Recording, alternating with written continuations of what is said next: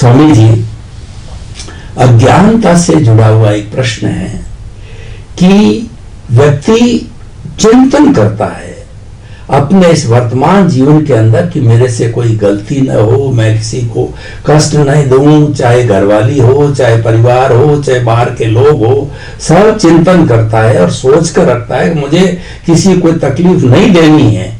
लेकिन क्या होता है कि जब कोई ऐसी परिस्थिति खड़ी हो जाती है कि वह व्यक्ति गुस्सा कर लेता है, वह किसी को मार देता, थप्पड़ मार लेता है और किसी के साथ में मिसबिहेवियर कर लेता है, डिसऑनेस्टी कर लेता है, मन में वो समझता है मुझे नहीं करना है, लेकिन परिस्थिति जब आती है, जब वो फील्ड में उतरता है तो ऐसा कर बैठता है, तो नहीं चाहते हुए भी ये जो है हो जाता है। तो इसके होने का क्या कारण है? ये हर एक के साथ होता है। तो व्यक्ति को ऐसा आप अपने अध्यात्म विज्ञान से बताइए इसका रीजन क्या है, और उस रीजन को पता करके हम अपने आप में अवस्थित होकर के और जो हमारा होने वाला उसको रोक सके, ऐसा कोई सूत्र दीजिए। यही तो रहस्य है आध्यात्म विज्ञान का। आज इंसान, आम इंसान कहो या धर्मगुरु कहो, यही तो नहीं जानते, रहस्य नहीं जानते। वो धर्म जानते हैं, रहस्य नहीं जानते हैं। इसीलिए आध्यात्म विज्ञान जानना सबके लिए बहुत आवश्यक है। और यह आध्यात्म विज्ञान के अंदर कुदरत, कुदरती कानून और कुदरती रचना को समझना हमारे सबके लिए बहुत जरूरी है। क्योंकि बात सही है कि संजोग आते हैं तो खराब अच्छे विचार भी आ जाते हैं, भाषा भी निकल जाती है और वर्तन भी ऐसा हो जाता है। सभी व्यक्तियों का अनुभव है। और ये भी बात मालूम है कि जो खराब विचार आते हैं, भाषा निकल जाती है, वर्तन हो जाता है, वो सही नहीं है। इसका ज्ञान भी हमारे पास है, ऐसा नहीं कि नहीं है, ज्ञान है, मगर फिर भी हो जाता है। फिर पश्चाताप भी होता है, फिर लगता है कि नहीं नहीं ऐसा नहीं करना चाहिए। अच्छी बात है, मगर इनका रहस्य क्या है, साइंस क्या है, वो इंपॉर्टेंट बात है। इंपॉर्टेंट बात कुदरती कानून के मुताबिक ये है। कुदरत ने साफ कहा है सबको कि जन्म से मौत तक आपके वर्तमान मन वचन काया से जो कुछ भी होता है, इसके लिए आप 100% रिस्पॉन्सिबल नहीं हो। मन से, वचन से, काया से जो कुछ भी होता है, इससे आप 100% रिस्पॉन्सिबल नहीं हो, क्योंकि उसका क्रिएटर, ऑपरेटर, डिस्ट्रॉयर मैं हूं, इसीलिए जिम्मेदार नहीं हो।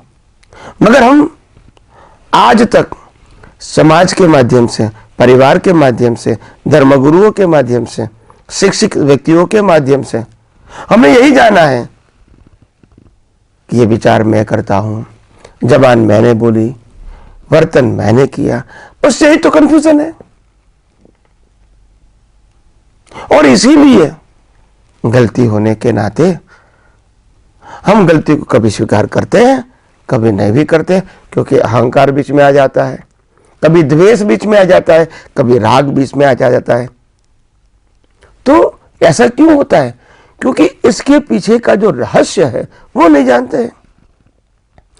तो मन वचन काया की अवस्था मात्र कुदरती रचना है, मगर ये कुदरती रचना के पीछे हम उसको कुदरती रचना के रूप में नहीं जानते, और इसीलिए हमको लगता है कि ये मैंने किया, ये आपने किया, ये मेरा है, ये तेरा है, मेरे को ऐसा विचार नहीं करना चाहिए, मेरे को ऐसा बोलना चाहिए या तो नहीं बोलना चाहिए, मेरे को ऐसा ही वर्तन करना चाहिए या तो नहीं करना चाहिए।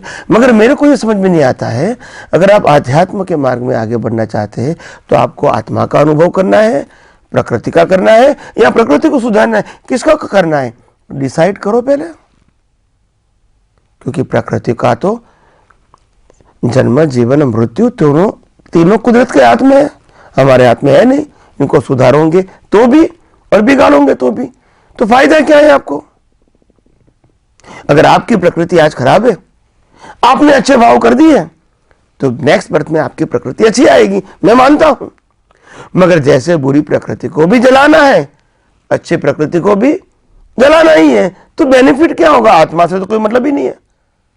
प्रकृति अच्छी है प्रकृति बुरी है।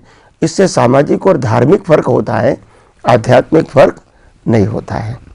हम जब मुक्ति के मार्ग में आगे बढ़ना चाहते हैं, आध्यात्मिक विज्ञान को समझना चाहते हैं, सनातन सत्य को समझना चाहते हैं, कुदरती कानून को समझना चाहते हैं और हर अवस्था को कुदरती रचना के रूप में देखना चाहते हैं, हमको ये रहस्य विज्ञान के रूप में, सिद्धांत के रूप में समझना ही पड़ेगा और कोई सॉल्यूशन नहीं है। और मैंने अपने प्रवचनों के अंदर, अपने सत्संग के अंदर कहीं बार कह चुका हूं कि ये जो मैं विज्ञान बोलता हूं, आध्यात्म विज्ञान, जो कुदरत, कुदरती कानून और कुदरती रचना के ऊपर आधारित है, ये विज्ञान रामकृष्ण महावीर को भी समझना ही पड़ा था। और जितने भी लोग संसार से मुक्ति पाया, सभी लोग को ये विज्ञान बिना समझे इनको वितरागता या अज्ञान नाश करना या आत्मा का अनुभव करना संभव है ही नहीं। और इसीलिए मैं मानता हूं हम सब भी यही आध्यात्म विज्ञान को और गौर दृष्टि से और डीपली और शार्पली हम समझने की कोशिश करेंगे तो धीरे धीरे सभी रहस्य मालूम होंगे और आप सबको भी समझ में आ जाएगा कि ये आध्यात्म विज्ञान हमारे लिए कितना इम्पोर्टेंट है समझना। और ये सनातन सत्य है। और इसका प्लस पॉइंट ये है कि अगर आपने इस बर्थ में 5-10% भी सनातन सत्य जाना है तो never destroy, it is convert in a development. सनातन सत्य ही तो डेवलपमेंट है और रिलेटिव सत्य ही तो अज्ञान है। अज्ञान कैरी फॉरवर्ड नहीं होता है, अज्ञान से तो कर्म बनता है, उनकी भुगतान मिलती है, खत्म हो गया। सनातन सत्य का दूसरा नाम, सनातन सत्य को जानना, दृष्टि से उपयोग करना, अनुभव करना, उसी का दूसरा नाम है डेवलपमेंट, जो carry forward birth to birth होता है, वो कभी नाश नहीं होता है। और अज्ञान तो नाश हो जाएगा। अज्ञान का मतलब रिलेटिव सत्य। आज आप डॉक्टर बने हैं, गोल्ड मेडालिस्ट बने, 40 साल की प्रैक्टिस किया, फिर आपका डेथ हो गया, फिर आपका जन्म हुआ, फिर 5 साल हुए, फिर आपको बाल मंदिर में जाना पड़ेगा, क्योंकि तो अज्ञान है। ये सनातन सत्य नहीं है, ये कैरी फॉरवर्ड नहीं होता है। कोई भी ज्ञान कहो, जो रिलेटिव सत्य का ज्ञान है वो कभी कैरी फॉरवर्ड नहीं होता है, मगर कर्म और कर्म फल के रूप में हमको मिलता है। मैं यूनिवर्सल ट्रूथ को ही, यूनिवर्सल ट्रूथ के अनुभव को ही डेवलपमेंट बोला जाता है। और वही डेवलपमेंट कभी डिस्ट्रॉय नहीं होगा, हर बर्थ कैरी फॉरवर्ड होगा। तभी तो एक दिन व्यक्ति को केवल दर्शन और केवल ज्ञान होता है। अगर हर अवतार में यही प्रोसेस एक से करनी है तो किसी को केवल ज्ञान कब होगा? ये पॉसिबल नहीं होता है। मगर आध्यात्म विज्ञान में डेवलपमेंट हर अवतार में कैरी फॉरवर्ड होता है। तो आइए हम सब यही आध्यात्म विज्ञान को और गौर दृष्टि से, यथार्थ रूप से हम डीपली, शार्पली हम समझने की कोशिश करें और अपने ही जीवन को धन्य बनाएं। यही मेरी शुभकामना।